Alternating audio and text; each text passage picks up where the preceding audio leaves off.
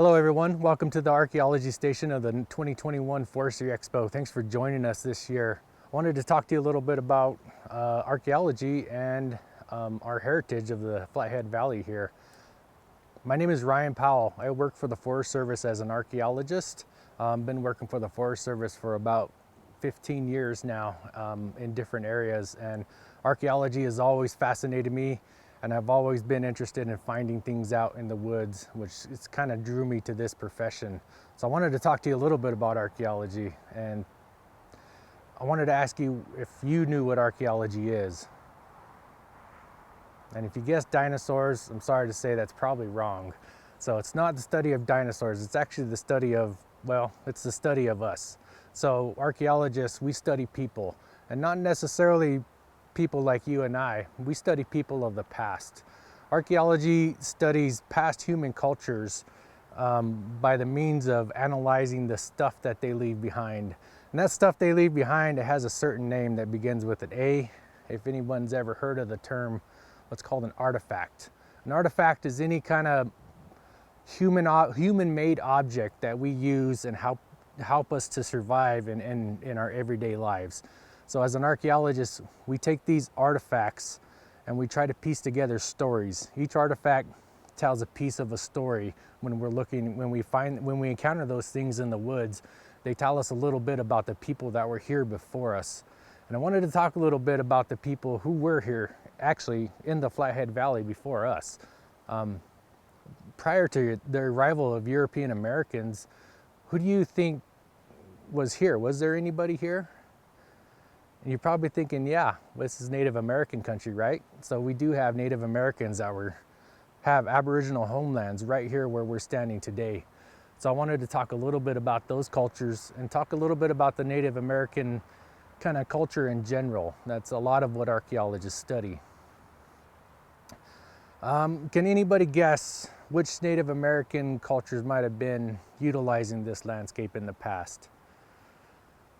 Hopefully you've heard of a lot of these names. You've heard of the Salish culture, you've heard of the Kootenays, the Kootenai culture, you've heard of the Blackfeet, and you've probably heard of the Kalispel. A lot of these names sound familiar. They show up everywhere in our everyday lives now because those names have been around for a long, long time. Those cultures on the native landscapes didn't have access to the kind of things that we have access to today to survive in everyday life. So those cultures had to live a little more in harmony with the changing of the seasons on the landscape and being able to utilize the abundant resources that were provided by the landscape and by Mother Nature. And so tying in a little closer to that harmony, everything has a place. Every object, every living organism has a place in this cycle. It's called a seasonal cycle that the Native Americans would utilize different areas at different times of the year to gather those resources that they needed to help them survive through the year. For example, in the springtime, the Native Americans might have been more interested in doing some fishing. Everything has been iced over for a while, so as the ice comes off, maybe they're a little more interested in trying to go after some fish to replenish their protein stock.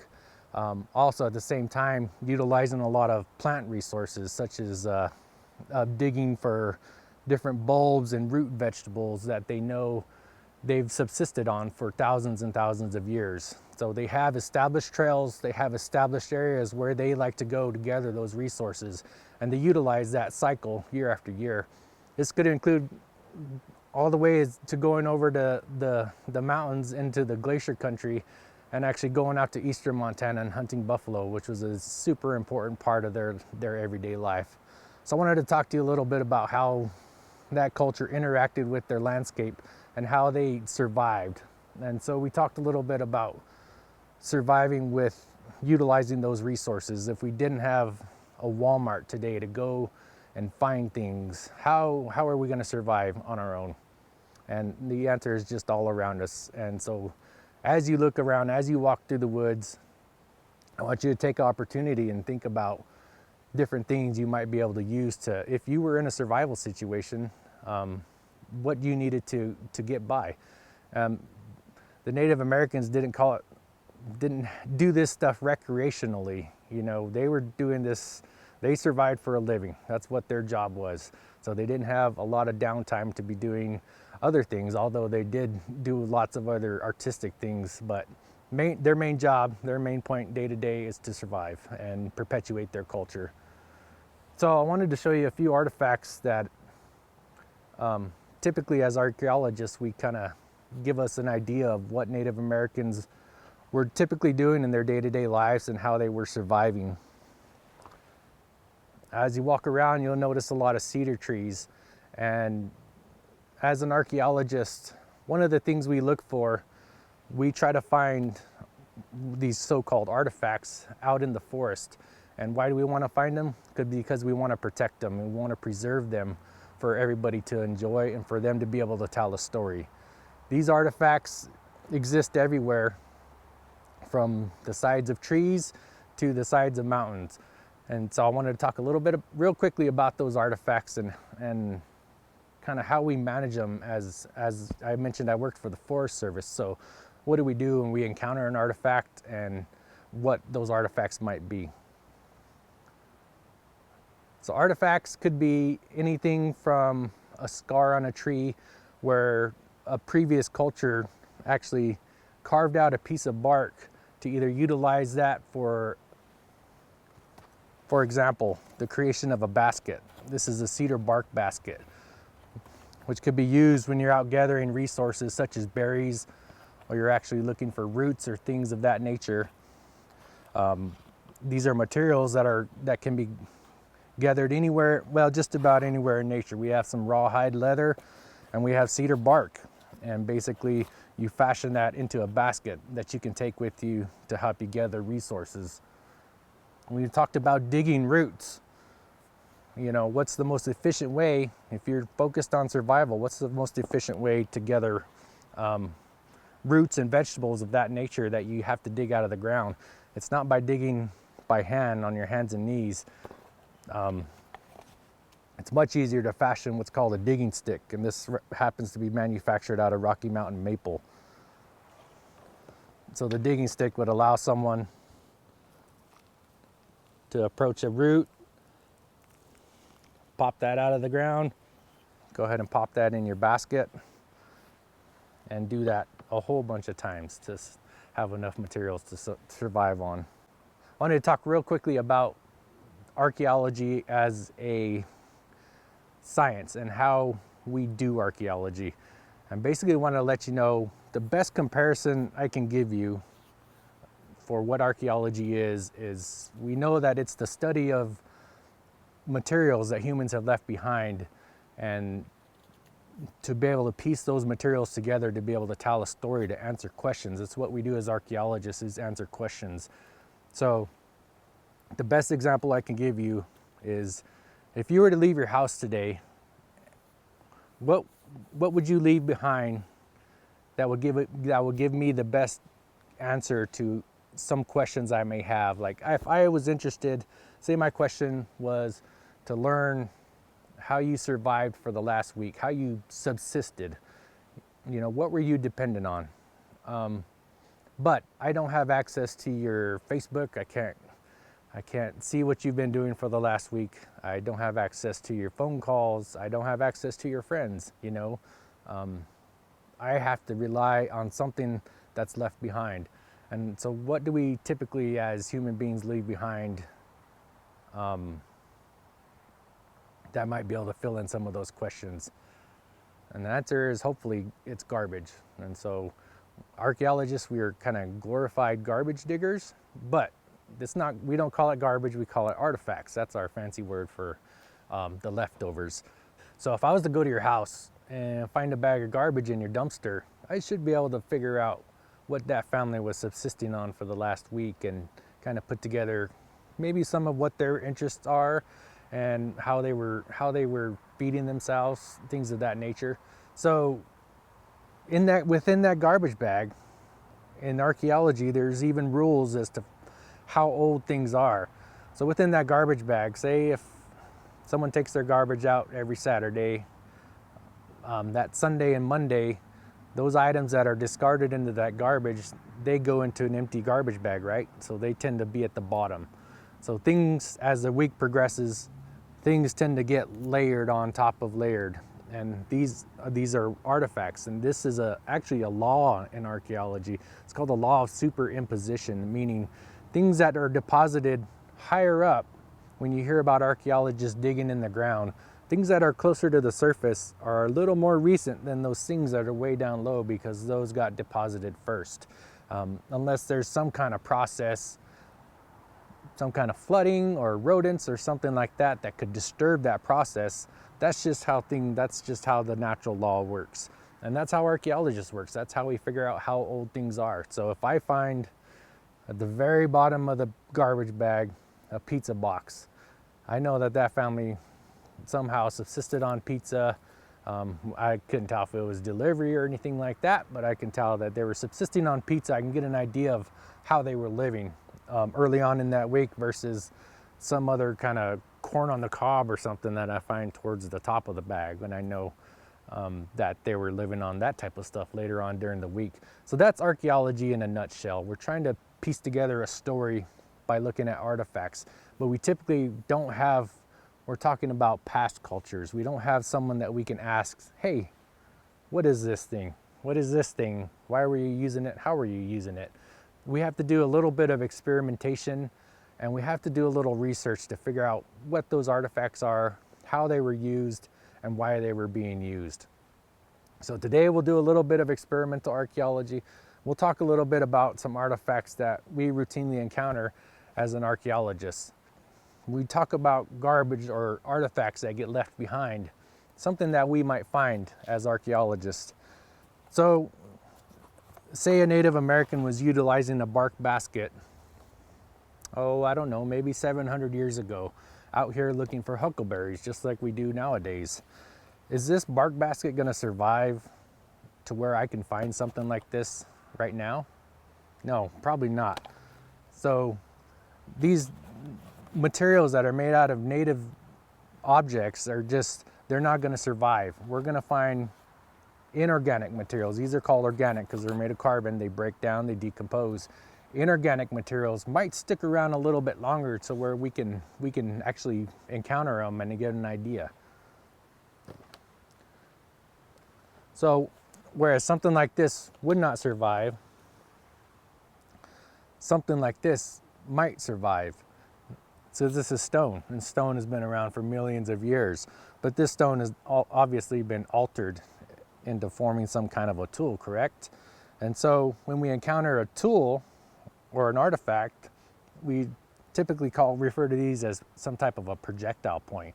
And these are basically the tools Native Americans were using to survive. And when we talk about deposition and how old things are, as archaeologists as a profession, we've developed timelines as far as which tools are older than other tools. And so when we find diagnostic tools that give us some information on how old they are, since we don't have anybody to ask, we rely on that research, which over time we've been able to develop a timeline to tell us how old something that we find might be. So if we come across something like this, something that we would refer to as Paleo-Indian, we might compare it to some of our other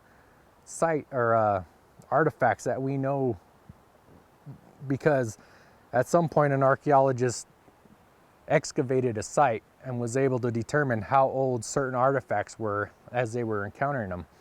So when I find an artifact, I can kind of match it up to other artifacts to give me an idea that, you know, this stone I just found, that could very well be 10,000 years old. And what we term as Paleo-Indian, we understand that the process of reducing a big stone into a tool is called lithic production or stone tool production. And so we know that it's a reduction technology. So over time, as the technology develops, just like modern technology makes things obsolete, it's the same in the prehistoric world. Objects change. The tools people were using are changing over time. So where These big tools had to be big because Native Americans were utilizing them as a spear point, right? What's the first weapon when you're a child and you go walking out in the woods and you feel like you need to have something to protect yourself? What do you have? You know, you haven't gotten your first knife, you haven't gotten any firearms or anything like that. You get yourself a good stick, right? That's a spear. And so same thing with Native Americans. The first Native Americans that were utilizing this landscape were using spears. And so they needed big points on top of their spears because they were chasing and killing big animals, right? Called megafauna. Anybody have any ideas what kind of animals they were hunting? Yeah, big stuff. We're talking Ice Age stuff like woolly mammoths, camels, prehistoric bison, and things of that nature. Everything was really big. That's why they're called megafauna. And so Native Americans are hunting those. And with a spear, they're having to get pretty close to those big dangerous animals to kill them. So over time, technology develops.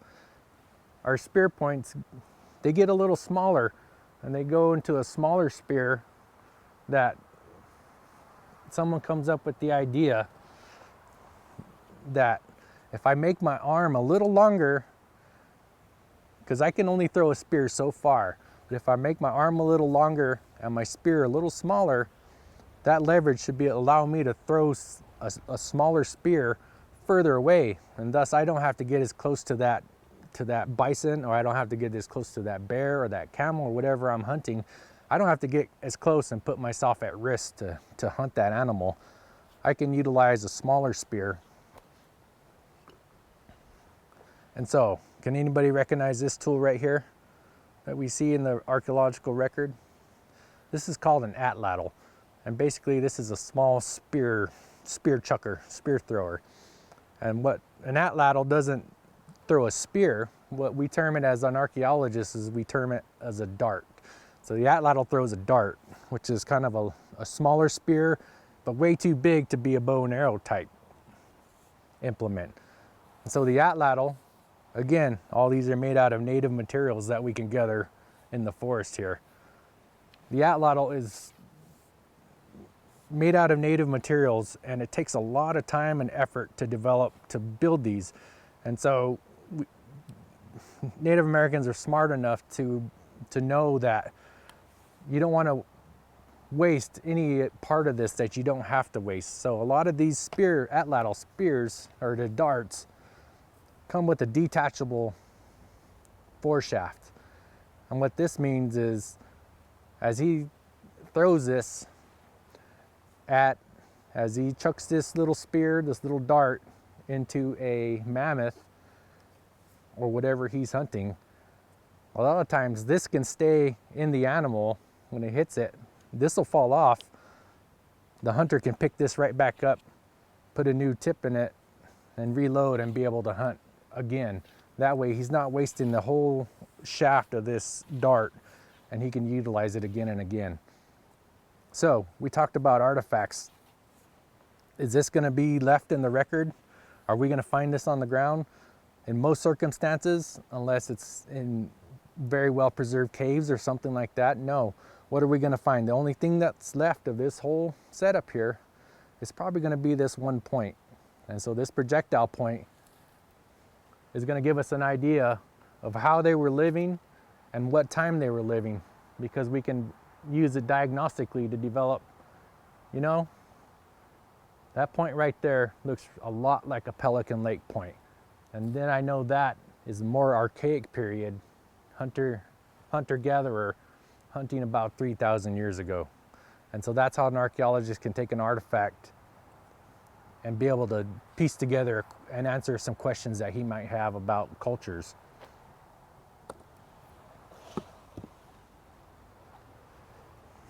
Over time, the hunting technology develops even further. As I spoke earlier, things tend to reduce over time. They get smaller and sleeker. So our dart gets even smaller and turns into an arrow, right? And then we get the advent of the bow and arrow. And so with a bow and arrow, you can't have a big projectile point like this on the top of your arrow. It's not going to work well. Things tend to get reduced, again, smaller and smaller. So over time, the artifacts we encounter tend to get smaller, and the more recent things tend to be really small because those are flying on the top of arrows and not spears. And so as archaeologists, we tend to call everything projectile points because we don't know how it was flying or what it was flying on, but we know it was on some type of projectile. So until we can be able to call it an arrow point or a spear point or a dart point, we just call them projectile points.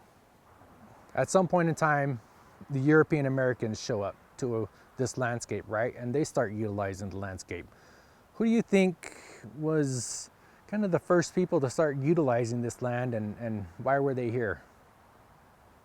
So you might make some guesses.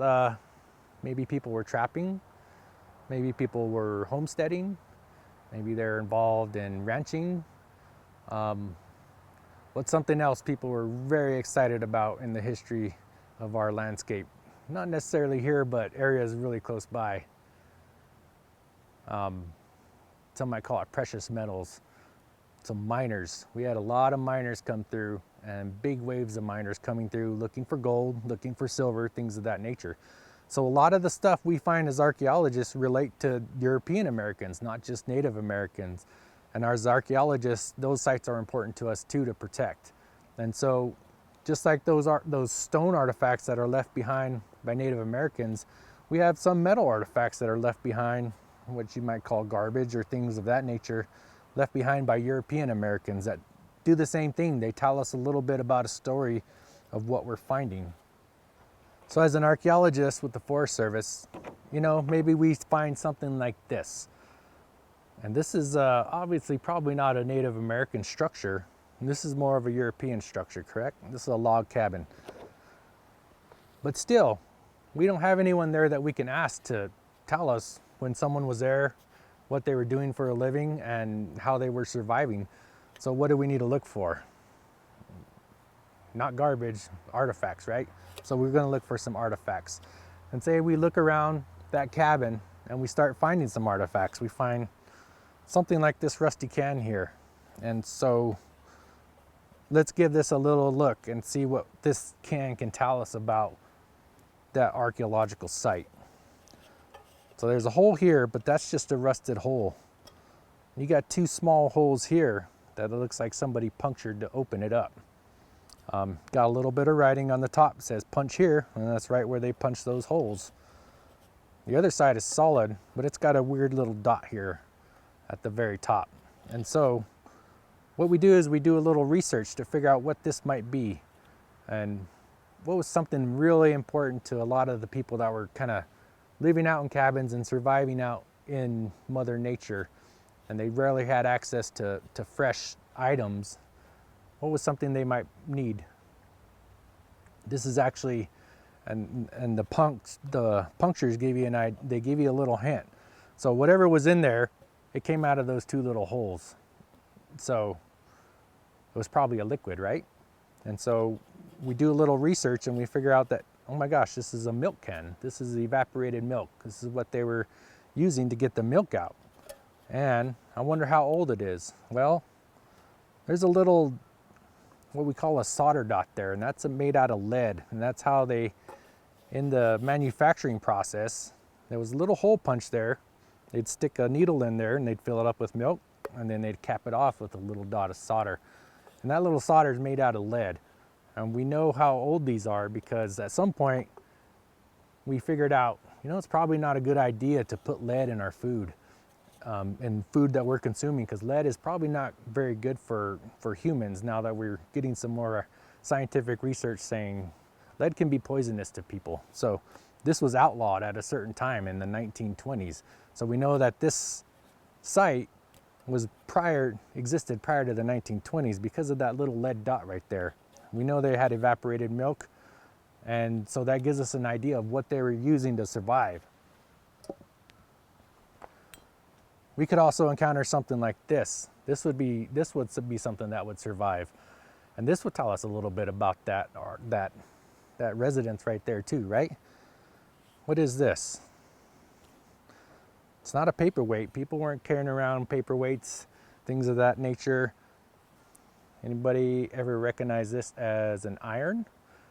So this is actually a clothes iron that people would set on top of a stove and utilize that to press your clothes.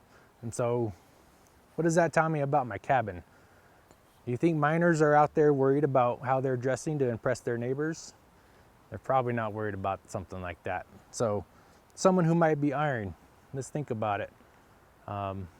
Maybe not somebody who's out trapping, maybe not someone who's out mining, but if it's a homestead and maybe it's a family and they're get together to go do things together socially, maybe they do need an iron. Maybe that tells me a little bit about the lifestyle of those people that were living in that cabin. One other common artifact we come across in the forest is glassware. Glass has a very long shelf life and it tends to last a very long time. So if we find a bottle such as this, what does this tell us about that site? Well, there's certain marks on this bottle that give us idea based on a little bit of research. This law, there's some words here. It says federal law forbids sale or reuse of that bottle, which means this is an alcohol bottle. This is probably a whiskey bottle. And so that tells us a little bit about that site. Who was living there? Could have been a miner? Yeah, it could have pretty well been a miner. He was probably drinking alcohol. A trapper, same deal. Yeah, it tells us a little bit. There's marks on the bottom that give us another idea of when things are manufactured. So these are all pieces of the story that we can put together when we find artifacts. So we talked a little bit about experimental archaeology, running modern experiments to see how things were done in the past and give us ideas of how people were surviving. And what's a very important part of survival in the past throughout the evolution of humans? It's fire, right? Fire has been essential for our survival. So that's an important thing that we need to think about, is how were people obtaining fire if we can't go to the store and buy a lighter or buy matches or anything like that? Well, they had to create fire or they had to find fire. So we're going to do a quick experiment as an archaeologist to see if we can actually make a fire using tools that we could gather just in our immediate vicinity. What we have here is a bow drill. We're going to do fire by friction. This is a bow drill. This is a piece of cord right here. It could very well be rawhide or something like that. We have a couple pieces of wood. We have a softwood and a hardwood. The theory is friction, when we do this, it warms up our hand, right? It creates energy, it creates heat. Fire needs three things to survive. You've probably learned that in some of your other stations. Fire needs oxygen, it needs fuel, and it needs a heat source, right? So we have oxygen around us. We're gonna give it some fuel in the form of wood, and now we just need to generate some heat, right? By friction. So if we create enough friction between two pieces of wood, hopefully it's going to get hot enough we can either at least make some smoke, if not maybe even make some fire.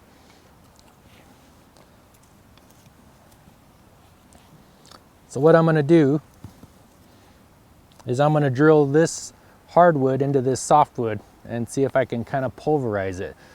It's not going to burst into flames all of a sudden. We're not going to create a huge fire. We're basically going to create the smallest element of fire that we can, which is called an ember.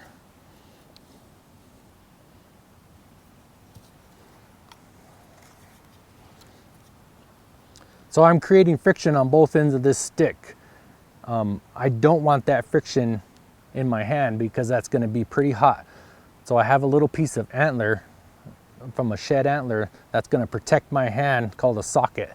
And that's going to protect my hand from the friction that's occurring on both sides.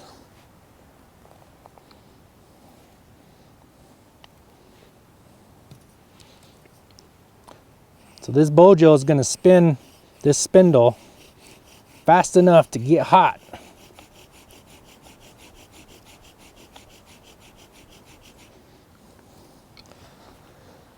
So as that wood pulverizes the softwood, it creates that little black charcoal called char. And if we collect that char in the right space, we can turn that into an ember and create fire. So So what I'm doing is feeding that little pile of char there, feeding it some oxygen. And soon enough, you see a little orange there. That's our baby fire. That's a little ember. So now that that's burning, I'm going to transfer that into a little bit bigger fuel.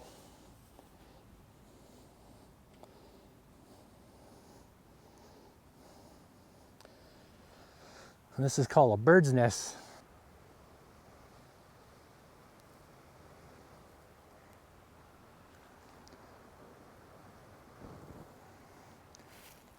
And there we go. We're able to turn our native materials, we're able to utilize those to create enough heat in the right environment to get a fire to go out of 2 pieces of wood. So thanks again for attending the Forestry Expo Archaeology Station. I wanted to leave you with one little note talking about, as archaeologists, artifacts. The main point, when we come across artifacts, we've been talking this whole time about how that's a little piece of a story. If those little pieces of stories disappear when people pick up artifacts and take them, they're taking a little piece of that story away from the book. And this book is what's around us. That's nature. And so when artifacts disappear off the landscape, they no longer can tell that story. And so in your times when you're wandering around in the forest, if you happen to come across something that you think is super cool and interesting, you know it's an artifact, you know it's pretty old, do me a favor, just take a picture, take some notes, draw it if you have a chance, and then let somebody know, like an archaeologist or somebody at the Forest Service office, let them know that you did find something out there. And then we can work together to start telling that story and be able to protect and preserve that stuff so that other people can find it as well. Thanks for your time today, and you guys have a great time. Hope your school year goes well for you.